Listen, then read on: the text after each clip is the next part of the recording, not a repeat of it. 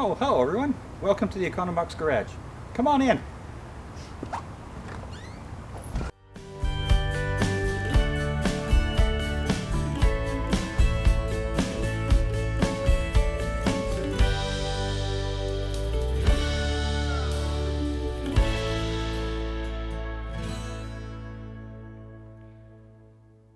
Now, one of the things I need to do for the interior is to recreate the panels that go along the side. So there's one that goes down over here to the floor, one that goes across the bottom there, two in the footwell, one across the front of the transmission tunnel, and then the same on this side. Now I have the two panels for the B pillar, and then they have to go around the little bracket that holds the top frame on. But you can see that these are actually broken a bit. Now I believe this one for the left hand side of the car is not an original one, but the one that was here for the right hand side of the car was an original one. So between this one, and photographs I found online, it looks like the top of this is actually broken off, because when I compare it to photos of new ones that are available online, this actually goes right across. What I've done is created a cardboard template that shows how this all goes together. Now these are mirror images of each other, so I can use this one here. Let's turn it over on its back, and you can see how this fits on there.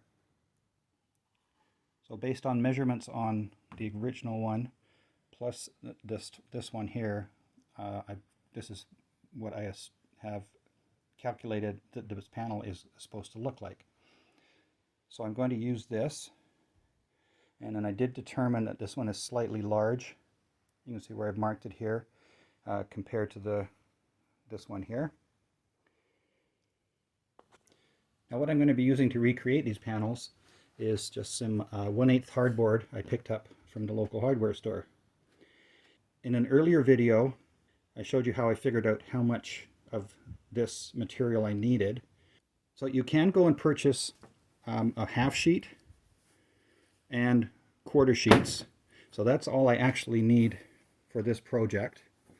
But rather than do that, it was actually less expensive to buy a full sheet or have Home Depot cut it for free on their big panel saw.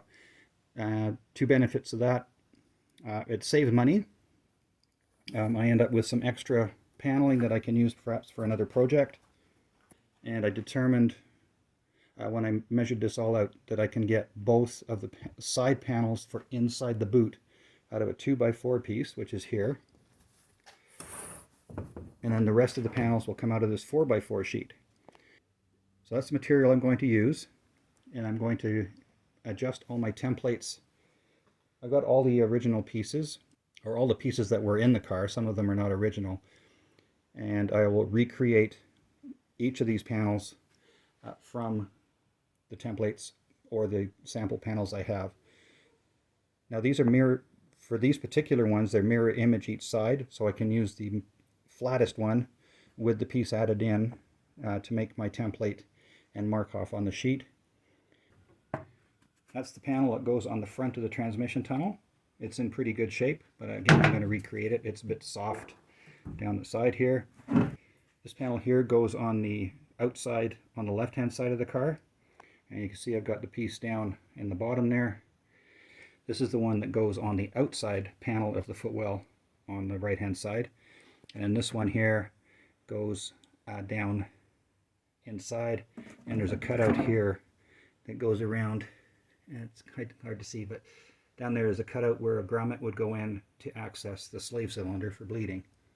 So there's 9 pieces there that were originally on the car, and then there's 2 pieces that go inside the boot towards the back. I'm going to make those as well. I have paper templates for those ones. So I'm going to transfer all these shapes onto the new hardboard, get those cut out, and then I'm going to actually give all of those a coat of oil-based varnish to seal them before I cover them with vinyl. Now with this particular hardboard that I purchased, it's actually smooth finish on both sides. So I don't have the case, whereas on the original ones, it was kind of rough on one side and smooth on the other. So that way I can just put my templates on, cut them out. I'm not too worried about which face is which. But regardless, it'll all be covered with a varnish anyway. Now here we have the interior panels laid out on the 4x4 sheet. There's no grain in hardboard, so that's one I don't have to worry about that. So I've got plenty of, let's call it wiggle room, to get these all marked out and cut out. And then I'll just make sure I've got a nice blade on my jigsaw. Now what I'm also going to do is I'm going to mark all the holes that are used to attach these panels to the car and drill those before I cover. Then I'll make sure all the screw holes on here align with the screw holes on the body, and that way I don't have to make new holes at all. So I've got plenty of room to work with there. I've got plenty of room to work with on this panel here, and I have a 2x4 sheet left over for future projects. And then here is a template for the panels that go at the side of the boot. So I'm going to cut those two out of the one piece here, and the others will all come out of this 4x4 sheet. Now here I had a template for one of the boot panels taped down onto the hardboard. Now what I'm going to do is grab a really wide Sharpie or felt pen or marker and go around the edge. So rather than try and trace right along this edge here, I can use the marker on the side overlapping that edge, and it should theoretically, it'll mark the paper, but it will also mark the hardboard. Well, I just picked up a really fat marker, and I'm using that to go around the perimeter of this template and just going off the edge, so you can see it gives a nice clean edge on which to cut. So rather than trying to trace it with a pencil, I just take the felt pen about halfway on the paper, the template, and halfway on the wood, like that. And again, you can see a nice clean cut, or a nice clean line on which to cut. So I'll just continue doing that around the template. I'll flip it around and mark out the other one, and then we can start cutting. So there we have both panels marked out, and I just filled in the gaps where I had the tape to hold it down. And so I'm going to put this away now, get out the jigsaw, and start cutting these panels out.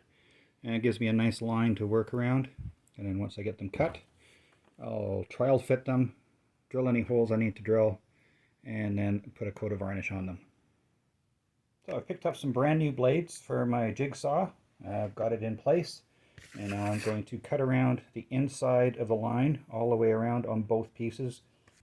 So I'll cut the first one out and then compare it to the template, and then also see how it fits in the back of the car.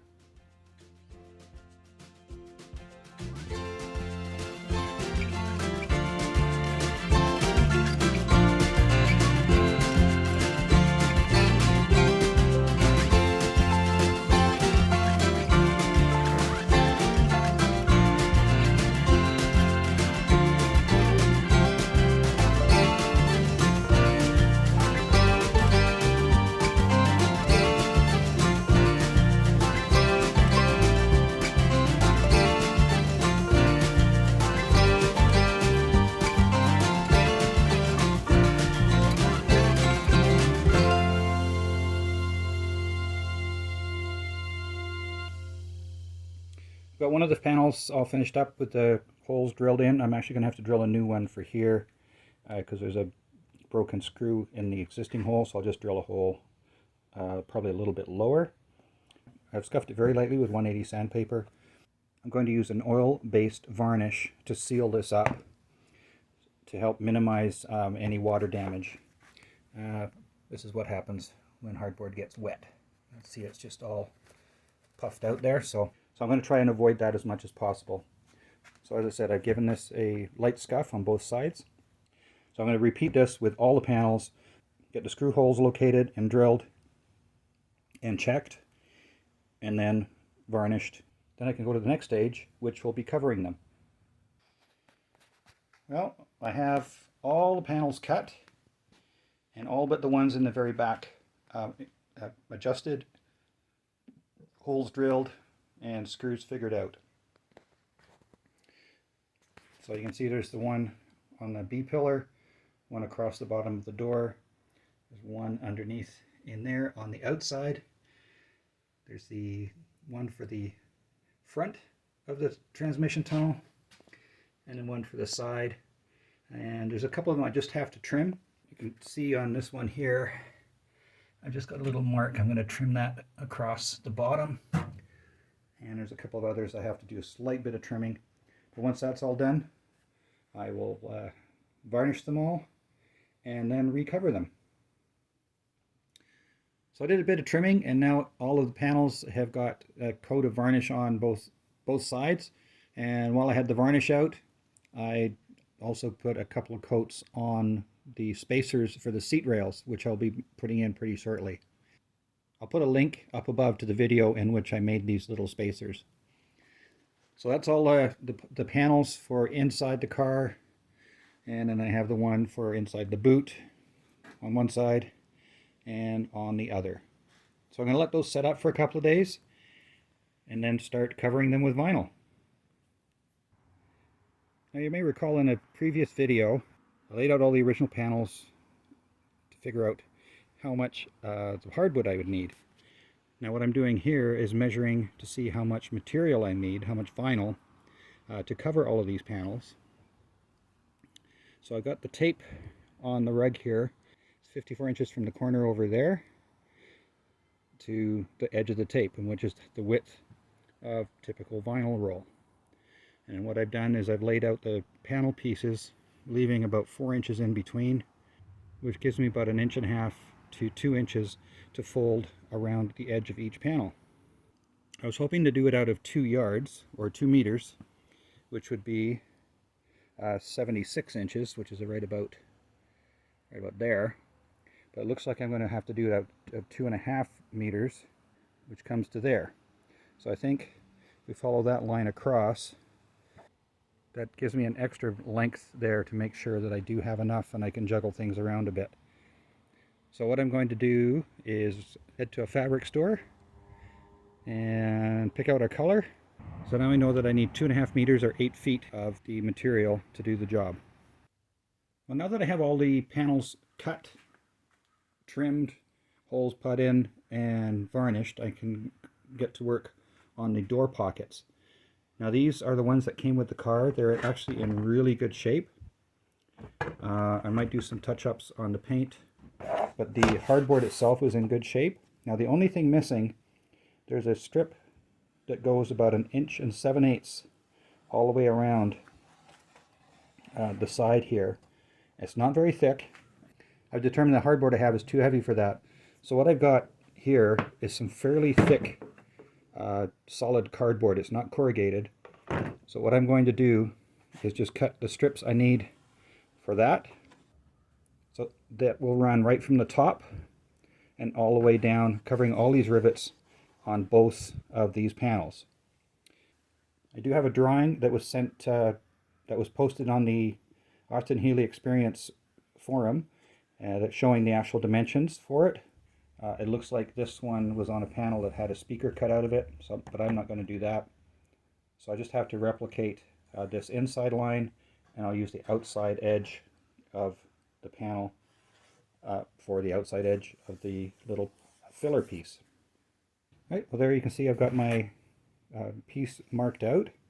I used the original panel as part of the template, just lining things up with my large square. I measured off the 1 13/16 to get the inside line, and according to this sketch here, the radius of all these curves is about 7/8 of an inch. So what I did is I found a socket that was double that, so it had a diameter of 1 3/4 inches. And then I just used that to draw the inside corners here and the outside corners. Now those could be trimmed if they're a little bit off to match that. So I'm just going to cut this out. I'll use my straight edge and a knife rather than a pair of scissors. That way I can get a nice straight edge where it needs to be straight. I'll probably just use the scissors to cut the outside corners at least. So here's the first piece all cut out.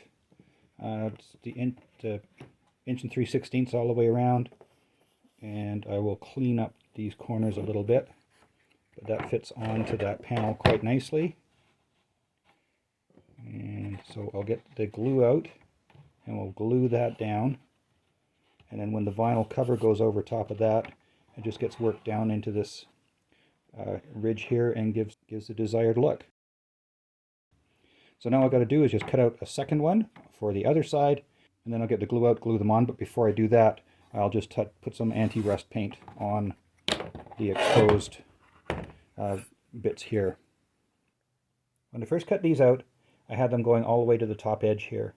Now when checking with the template, these little pads, or these little pieces here, actually just go to just below the bottom edge of that. So this one's been cut appropriately, and I just have to do the same with the one for the other side, and then they're ready to glue on. Well, here I've got the trim pieces glued onto the panels themselves, so those are now ready to get covered. But before I can do that, I have to go and get the vinyl with which I am going to do that covering. So I'm quite happy with how that's turned out, and I think it's going to look very close to the original. Well, that's all I have time for this episode. If you enjoyed it, please be sure to share it with your friends. Hit the like button, hit the subscribe button, and don't forget that little bell icon. Click on that, you'll get notified when the next video comes out. If you'd like to get a hold of me directly, you can do so at the email address I'll put at the bottom of the screen and in the description below. And again, I'd like to say thanks to everyone who's supported the channel, either by commenting, subscribing, sending a super thanks, or picking up merchandise like the t-shirt I'm wearing. My name is Ian. This is the Econobox Garage. We'll see you next time.